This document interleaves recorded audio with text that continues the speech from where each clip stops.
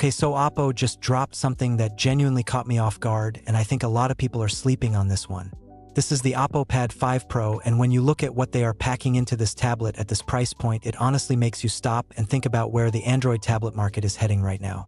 We are talking a massive 13.2-inch display, the latest Snapdragon silicon, a battery that sounds almost unreasonably large, and a design that looks premium without screaming for attention.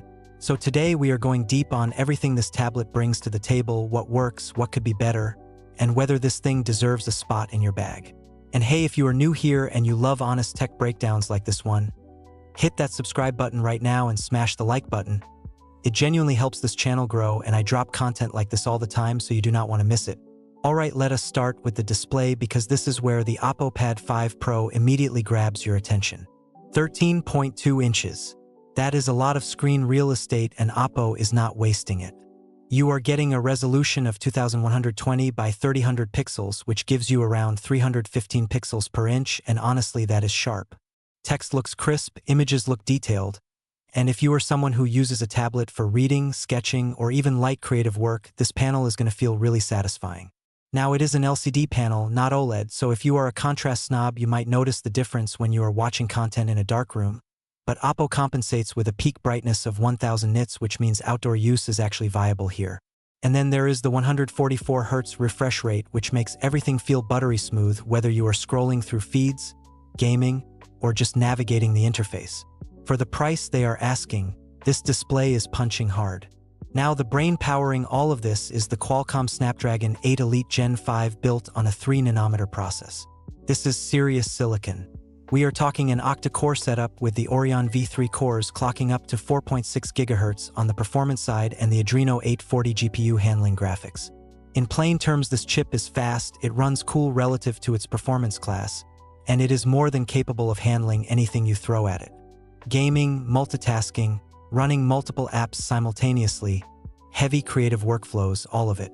And Oppo gives you configurations going up to 16 GB of RAM with 512 GB of UFS 4.1 storage, which is genuinely fast storage that makes app loading and file transfers feel snappy. The software side is Android 16 running ColorOS 16, and if you have used any recent ColorOS build, you know Oppo has cleaned things up significantly. It feels polished, the multitasking features on a screen this size actually make sense, and the large display integration with split screen and floating windows feels purposeful rather than just a checkbox feature. Let us talk battery, because this is one of the most jaw-dropping specs on this device. 13,380 mAh. That number is absurd in the best possible way. We are talking about a battery that on paper should last you multiple days of normal use and probably a full day even under heavier workloads. Tablets have the advantage of fitting larger cells, and Oppo is clearly not holding back here. Charging comes in at 67 watts wired with UFCS support, and you also get 13.5 watts via USB power delivery, so you have some flexibility there. 67 watts is not the fastest we have seen, but on a battery this massive it is a reasonable trade-off, and you are not going to be hunting for a charger every few hours with this thing.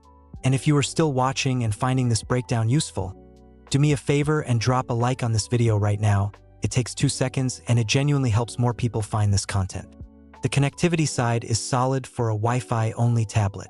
You get Wi-Fi 7 support, which future-proofs you nicely, Bluetooth with aptX HD, LHDC 5.0, and adaptive codec support, which is great news for wireless audio quality, and USB Type-C 3.2 with OTG. No cellular, no headphone jack, no microSD expansion, and no NFC, which are things worth noting if any of those matter to your workflow. The camera setup is exactly what you would expect from a tablet, a 13-megapixel rear shooter capable of 4K at 30 frames per second and an 8-megapixel front camera for video calls. Cameras on tablets are rarely a priority, and these are functional, but do not expect anything that competes with a flagship phone. The 8-speaker stereo system is where I am genuinely curious, because Oppo claims 8 speakers, and if they are tuned well, this could be one of the better audio experiences on a tablet in this price class. That, combined with stylus and keyboard support, makes the productivity angle of this device feel well thought out. At around €540, the Oppo Pad 5 Pro is positioning itself as a serious contender in the premium Android tablet space. You are getting a top-tier chip, a large and fast display, an almost ridiculous battery, and solid build quality with an aluminum frame and back all in a package that is only 5.9 millimeters thin. The no fingerprint sensor issue is a real inconvenience that multiple users have already called out, and it does feel like an oversight in 2026. But if your priority is raw performance, screen size, and endurance, this tablet is very hard to ignore at this price.